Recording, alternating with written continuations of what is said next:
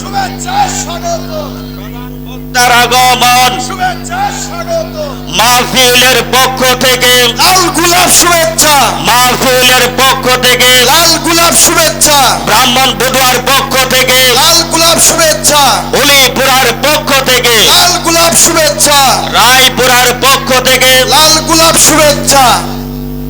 নারায়ে তাকবীর, নারায়ে তাকবীর। ঈশা হুজুরের আগমন, প্রধান বক্তার আগমন, সম্মানিত এলাকাবাসী, মহল্লাবাসী, দেশবাসী, আজকের আমাদের এই মাহফিলের মধ্যমণি, প্রধান বক্তা, প্রধান আকর্ষণ, সারা বাংলার আলোড়ন সৃষ্টিকারী বক্তা, যার বয়ান, যার কণ্ঠ, যার লেকচার সারা বাংলার আনাচে কানাচে ঘুরে বেড়ায়। সম্মানিত এলাকাবাসী, আজকে আমাদের মধ্যে এরকম একজন ব্যক্তির আগমন ঘটেছেন যাকে পাওয়া এতই কঠিন, তার চেয়ে